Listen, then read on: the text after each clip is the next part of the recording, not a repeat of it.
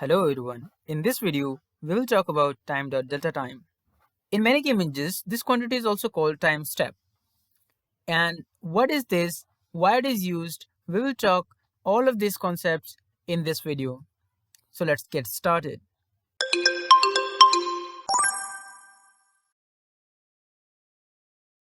So Time.deltaTime, what is it and how we can use it to make our movement independent of the frame rate? Right? The major use of this quantity is to make something independent of frame rate. To understand this, let's take an example. Suppose that you have very low end device and a second one is having very high frame rate. In low end device, your object will move very slow because the frame rate is very small. Number of frame rates is very small, and in high end device the number of frame rates per second is very high. That means the object will move very fast per second.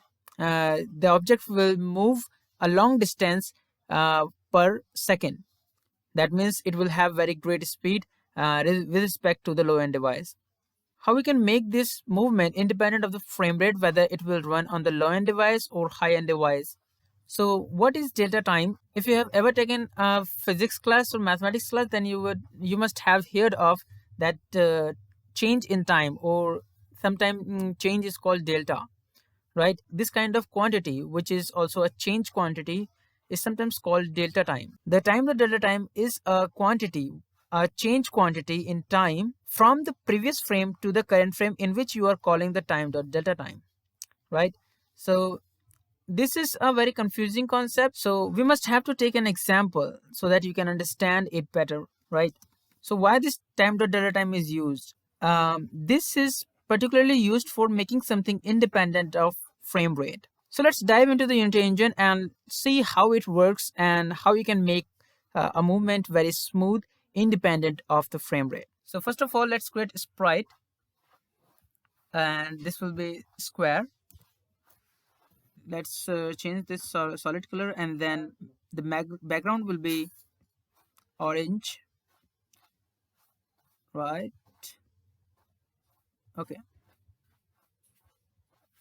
Now so let's drag into the our hierarchy. So here we have our square.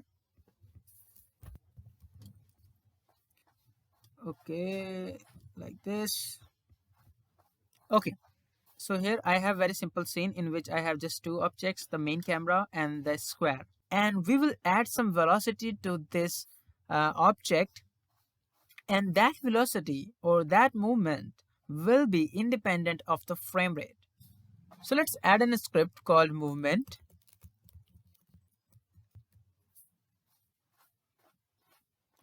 Open this in Visual Studio, reload it. Okay, so let's zoom out a little bit so that you can have a good look. Okay, so let's delete this all stuff. Okay, first of all, we have to define a parameter that will represent our speed of the square object. So let's create a serialized field and then private, float speed, and that speed will be a distance traveled per unit time, right? To add some velocity to our square object, we have to change the position of the square object over time, and this is what called velocity or speed. So let's create an update function, private void update, right? So here we have to write our code in which you have to update the position of a square object over time, right? So let's transform dot position plus equals to the direction, and that direction must be a vector quantity. So let's define here static read only vector 2 direction equals to vector 2 dot right. So this is the direction, but here it is a vector 3 and it is vector 2. So let's change this to vector 3. And now this is a unit vector. You have to notice it. This is a unit vector and it doesn't affect the magnitude of the speed. So let's multiply this with speed, and then we have to multiply with time.delta time. Note that if the frame rate is very high, then the delta time will be very small, and the overall quantity will be get normalized, and you would get a very precise change in the position over time, and that will make the movement independent of the frame rate. So whatever you have to make something independent of the frame rate, then you have to multiply it with time.delta time, and the second quantity of which you are multiplying it with time.delta time, this must have the this must have the intention of per second. So, this must represent something which would be change, which would change per second, and that you have to multiply with a second quantity. This will a time. This represents a time, so this will have a unit called seconds. So if you want to make something independent of frame rate, then you have to multiply time.delta time with something changing over time. Note that you have to multiply a quantity with time.delta time. This is changing over time, right? So you can't actually multiply everything from you can't multiply everything to time.delta time, but you have to multiply a quantity which is changing over time multiplied by time.delta time, and that will make something independent of the frame rate of your device. So this is what we have to do. Okay, so let's write here semicolon, and then say okay.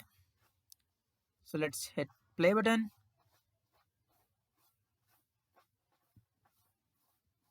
Okay, now you can see that our square is moving, and if the frame rate is higher, then this will also move with the same speed, right?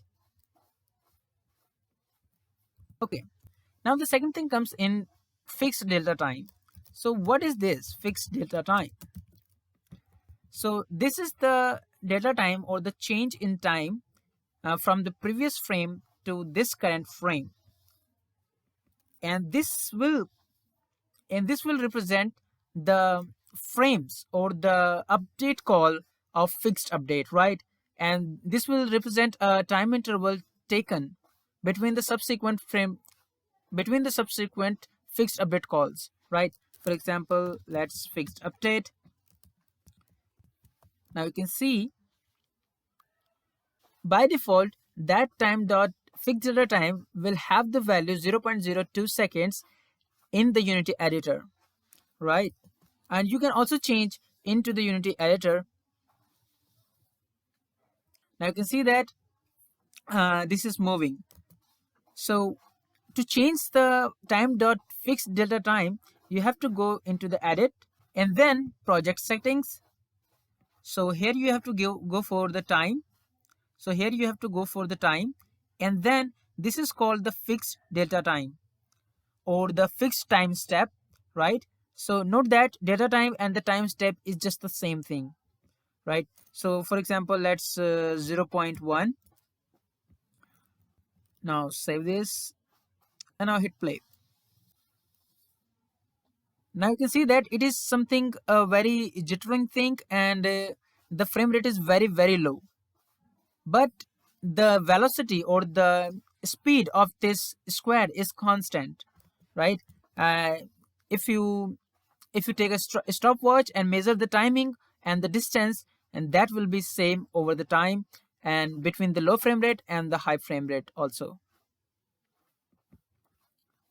Okay, so this was the concept of time.delta time, and in the later videos we will also see how we can use time.delta time to measure something timings and make something smooth rotations and many much more things. If you like this video, then hit the like button and subscribe to my channel.